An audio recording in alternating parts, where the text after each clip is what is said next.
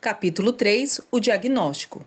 Lucas 10:41 diz: E respondendo Jesus, disse-lhe: Marta, Marta, estás ansiosa e afadigada com muitas coisas. Afastada do mar Egeu, no arquipélago de Cíclades, existe uma ilha grega chamada Naxos, intocada pela marcha de uma era tecnológica e de informação. Naxos permaneceu a mesma durante séculos. Oliveiras estavam alinhadas pelas margens rochosas da ilha, enquanto as suas águas de cor turquesa batiam na enseada. O Monte Zazur alteneiro e as suas campinas eram magníficas e tinham rios tranquilos que correm para o encontro do mar. O ritmo de vida lá é bem devagar e as pessoas estão dispostas para conversar com todos. Uma das primeiras coisas que você nota ao pisar na ilha são os colares de contas, usados por muitas pessoas. São ricas, são pobres, são altas, são baixas, são jovens e velhos, e especialmente os homens idosos, pois este é um costume grego muito antigo. Os habitantes da ilha tocam e manipulam as contas ao redor do pescoço durante o dia todo. Dizem que as contas trazem conforto e que é um hábito de tocá-las vão reduzindo a sua ansiedade. Eles a chamam de contas da preocupação. Um costume estranho, você dirá. Todavia, nós também temos os nossos próprios rituais para a preocupação. Mesmo não usando as contas da ansiedade no nosso pescoço, como na ilha, ela certamente afeta nossas vidas. Nós roemos unhas, nós andamos de um lado para o outro, batemos perna, não dormimos à noite e tudo por causa da preocupação. Hora após hora, nossos dedos mentais giram o problema de um jeito e depois de outro, como se fosse um cubo mágico, fazendo manobras e suposições desesperadas para resolver o quebra-cabeça, e ainda assim encontramos poucas respostas. O fato triste é que somos um povo ansioso. Nós somos uma nação de preocupados. Penso que há uma epidemia de preocupação, confirma o Dr. Edward em seu livro Preocupação. Ele é o autor de best-seller e psiquiatra e estima que 1 em 4 norte-americanos sofrerá de doenças de ansiedade em algum momento da vida. E mais da metade dos norte-americanos são classificados como ansiosos crônicos. E aqui no Brasil não é diferente. Mas a preocupação não é o fenômeno moderno. Jesus descreveu preci precisamente a mesma condição há 2.000 anos atrás. Ele não escreveu um livro ou abriu uma clínica. Não tinha uma formação médica, mas conhecia o coração e a alma humana. Com um vasto conhecimento que apenas o Criador tem sobre a criatura, Jesus foi franco com uma mulher atingida pela ansiedade crônica. Marta, Marta, Jesus observou mansamente. Estás ansiosa e afadigada com muitas coisas. O curso da ansiedade. As palavras devem ter paralisado Marta. Eu sei que me paralisaram. Espera um pouco, Senhor. Provavelmente foi o que Marta desejou dizer. Eu só estou tentando te servir. Mas as ternas palavras de Jesus interromperam as suas desculpas e pretensão. Com uma frase curta, Jesus diagnosticou o problema que tem contaminado toda a raça humana desde o início. Podemos investigar a sua rota voltando lá para o Éden, a árvore e a queda do homem. Esse é o curso da ansiedade, a contínua carga da preocupação e do medo. E isso não era para nós. A árvore da ciência, do conhecimento do bem e do mal, estava em uma área proibida por um bom motivo: nossa própria proteção. Deus criou o homem e a mulher para gozarem de um relacionamento de amor com Ele, reservado também para nós. Ele tomaria conta de nós e proveria todas as nossas necessidades. Nós, em retribuição, amaríamos a Deus, o louvaríamos para sempre, como o credo de Washington tão lindamente professa. Mas, em vez de considerar os limites do jardim como uma evidência do amor de Deus, Adão e Eva interpretaram a ordem como um jogo de poder da parte de Deus, um desejo de negar o que era bom. Então, pegaram fruto e comeram. Os seus olhos se abriram e o que viram era muito mais do que esperavam. Em vez de serem como Deus, eles ficaram amedrontados ao observar a sua nudez e o total desamparo. Em vez de voltarem-se para Deus, eles se esconderam de Deus. E por quê? Diz Gênesis 3:10 que eles temeram. Todavia, eu creio que não foi apenas um simples medo da ira de Deus que levou eles a se esconder. Pela primeira vez, o homem e a mulher se viram afastados de Deus. Como duas crianças perdidas e sozinhas, de repente viram o Éden como um lugar assustador, em vez de lindo. Subitamente, com o conhecimento do bem e do mal, vieram os lugares sombrios e escuros. Eles viram e ouviram sons estranhos, barulhos. Não eram mais filhos de Deus inocentes. Não estavam mais seguros sob a proteção de Deus. Com a mordomia do fruto, surgiu a verdade dura e terrível. Adão e Eva estavam entregues à própria sorte. À semelhança de criancinhas desobedientes, eles correram e se esconderam, tentando ganhar tempo para imaginar uma forma de se livrarem da confusão que foi induzida pela serpente. Eles foram excluídos pela desobediência ao Deus que necessitava tornar-se medrosos e ansiosos crônicos. Essa foi a consequência. E assim tem acontecido, como aconteceu com Marta em Betânia. E hoje também acontece comigo e com você. Uma ansiosa inata. Eu venho de uma longa descendência de ansiosos suecos. A minha avó Ana costumava dizer: meu Deus, alto demais, rápido demais, grande demais, pequeno demais. Com todo o perigo potencial no mundo, parecia haver somente uma resposta: preocupação. Eu lembro que eu me deitava à noite e revisava minha lista de temores. De alguma forma, quando adolescente, eu descobri que o segredo para evitar os problemas estava em se preocupar com eles. De fato, eu me preocupava se havia esquecido de me preocupar com algo. Você entende? Quando mamãe e papai foram para o Havaí para comemorarem o seu 15º aniversário de casamento, passei quase a semana toda tentando pensar em tudo que pudesse dar errado. E se o avião deles cair? E se uma onda gigantesca encobrir? E qualquer coisa poderia acontecer. Ah, eu não sei, abacaxi estragado, sushi ruim, salmonela, água de coco aquecida durante a noite, eu me tornaria logo uma órfã. Criaria sozinha os meus irmãos e a minha irmã. Ai, soluço e mais soluço e choro. Meus pais, naturalmente, voltaram para casa são e salvos e bem bronzeados. Porém, de uma forma distorcida, isso confirmou a minha tese. Preocupar-se e nada acontecerá. E dessa forma, pouco a pouco, a preocupação tornou-se o meu modo de viver. E quanto a você, a preocupação se tornou um fato dominante na sua vida? O doutor Edward, que eu falei, que se intitula igualmente como um ansioso inato, fornece uma lista de avaliação bastante útil. Você encontrará num quadro que eu vou falar abaixo. Se você se identificar com as descrições, então é possível que tenha problemas de ansiedade.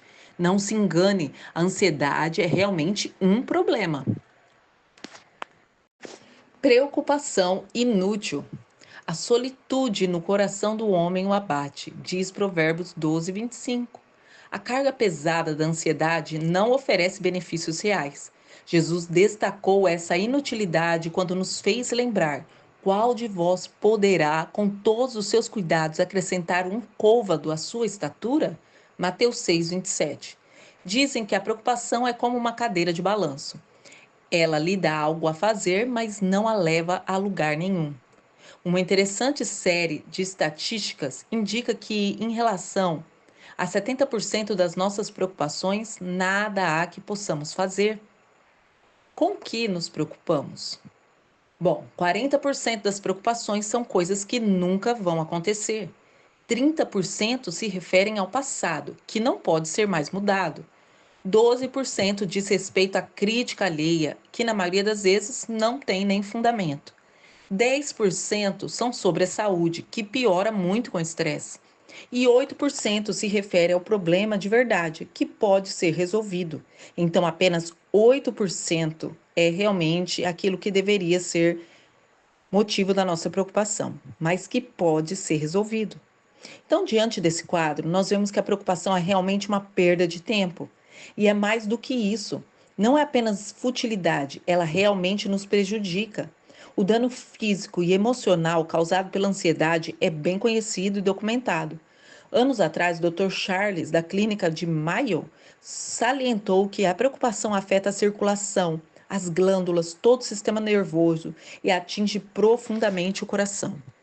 Ele diz: Eu nunca conheci um homem que morresse por causa de trabalho excessivo, mas muitos morreram por causa da incerteza e da preocupação.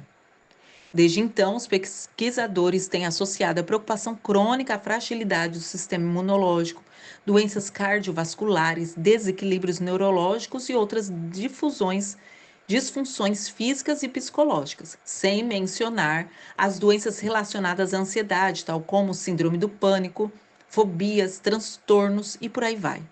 Tudo isso, porém, provém da preocupação. Não foi por acaso que Jesus advertiu a Marta sobre a sua ansiedade. Não é de admirar que a Bíblia nos diz mais de 350 vezes: não temas. A verdade é que não fomos criados para preocupação, não fomos formados para ter temor. E se quisermos ter vidas sadias, temos que deixar a nossa ansiedade para trás. Mas além do mais, o nosso bem-estar físico, há ainda uma razão espiritual, além de urgência, para evitar a preocupação. Se a ansiedade de Adão e Eva, os mais íntimos amigos de Deus, fez com que se escondessem de sua face, imagina o que a preocupação faz comigo e com você. Por que a Bíblia diz que para não nos preocuparmos? Não é uma sugestão quando Deus nos diz na Bíblia para não nos preocuparmos, é uma ordem. A preocupação ou ansiedade é mencionada especificamente 25 vezes no Novo Testamento como algo que deve ser evitado. As palavras mais usadas para preocupação e ansiedade no Novo Testamento têm origem da mesma palavra grega, meridose, que significa estar dividido, ser arrasado em direções opostas, sufocar. De fato, talvez usemos a ansiedade ao redor de nossos pescoços. Na parábola do semeador, Jesus nos conta que a semente caiu entre espinhos. Esses são os que ouviram e indo por diante são sufocados com cuidados e riquezas e deleites dessa vida. Lucas 8:14. Essas pessoas aceitam a palavra de Deus, mas, como diz Jesus, não dão fruto com perfeição. São pessoas que estão amarradas à preocupação e germinam em um solo espinhoso e que respira espiritualmente com muita dificuldade. Então não conseguem sobreviver e nunca florescem. A palavra do inglês antigo para preocupação significa roer. A semelhança de um cão com um osso, aquele que se preocupa mastiga o seu problema durante todo o dia. Jesus nos advertiu especificamente contra esse tipo de ansiedade crônica quando ele diz, em Mateus 6:25, por isso vos digo, não andeis ansiosos por coisa alguma quanto à nossa vida. Porque a Bíblia é tão inflexível para evitarmos de ter medo e preocupações? Porque Deus sabe que as preocupações colocam um curto-circuito no nosso relacionamento com Ele. A preocupação fixa os nossos olhos na situação, em vez de fixar os nossos olhos nele. Funciona como uma densa névoa de Londres. O tipo de névoa aqui é lendária. Ora, não seria uma história de Sherlock Holmes se não houvesse a névoa para ocultar o bandido e permitir assim a sua fuga. Densa como uma sopa de ervilhas, descrevem os londrinos. Dizem que não é possível enxergar a mão que está diante do rosto. No entanto, embora a névoa da natureza possa parecer densa e quase sólida, os cientistas dizem que o nevoeiro capaz de cobrir 7 quarteirões de uma cidade é composto por menos que um copo de água.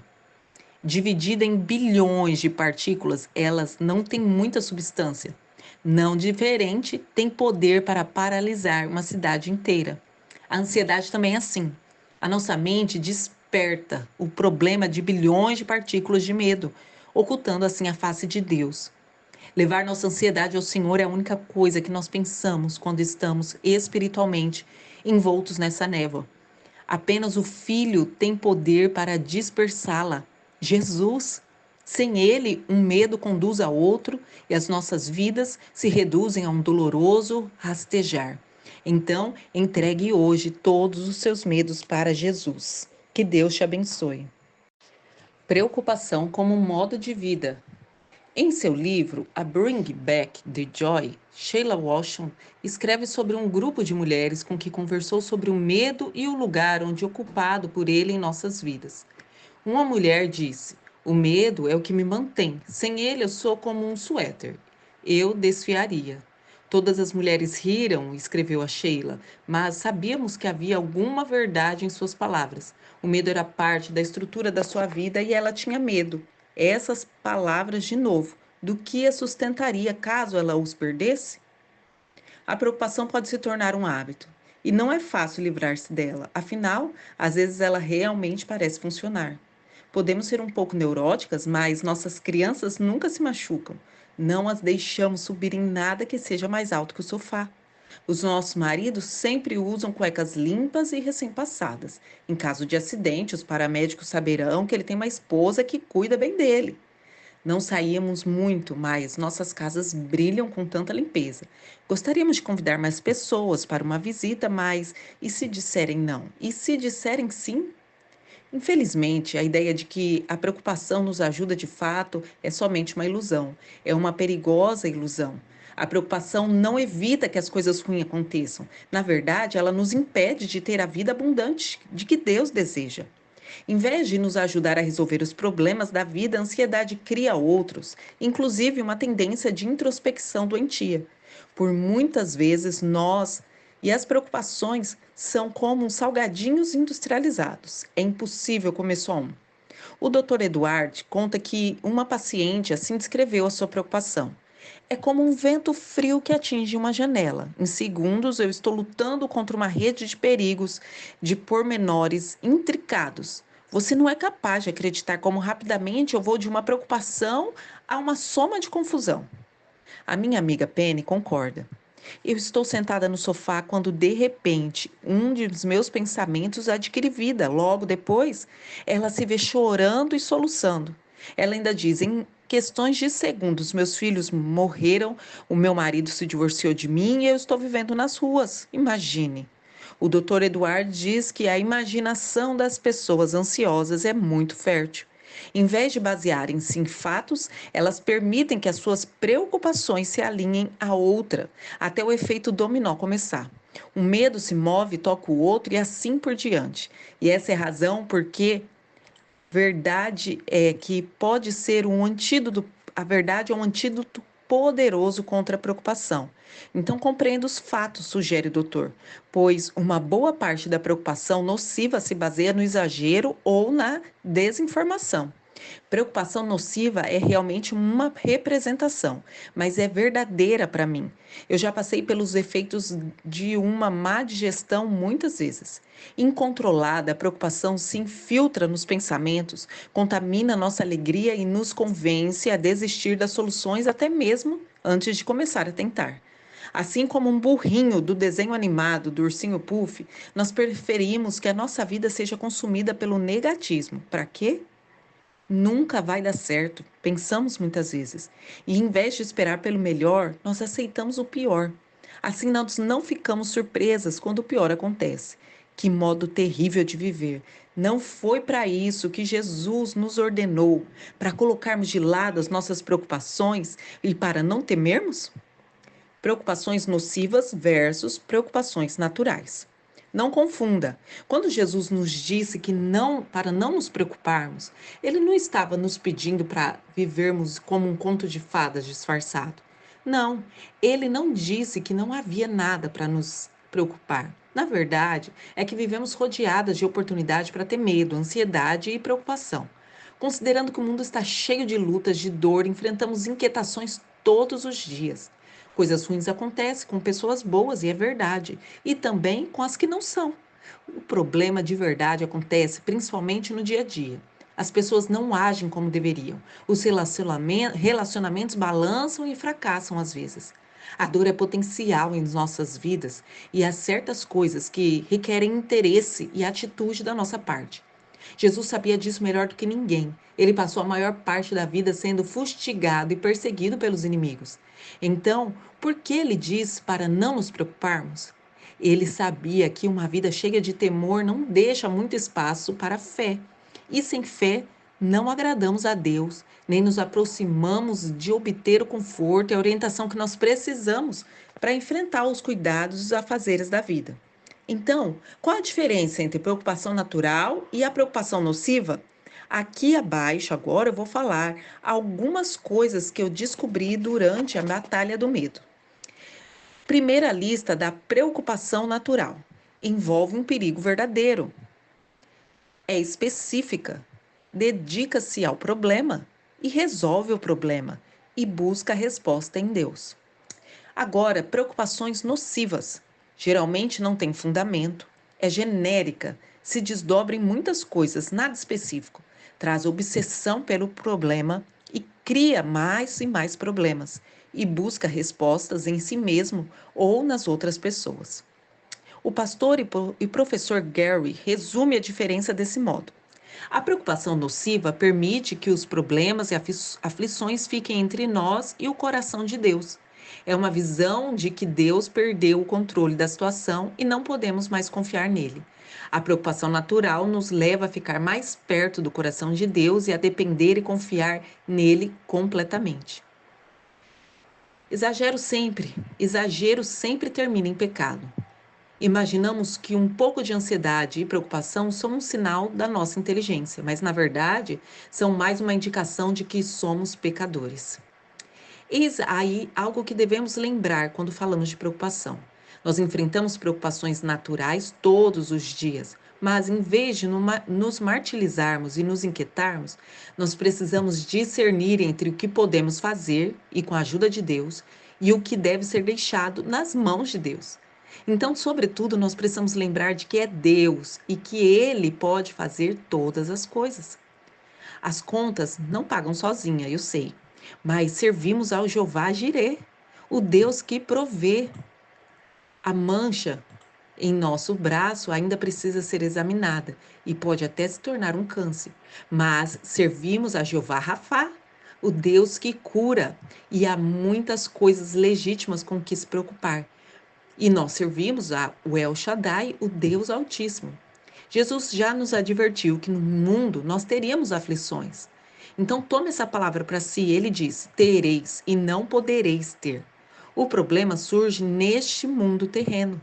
Mas ele termina dizendo: tem bom ânimo, eu venci o mundo. João 16:33.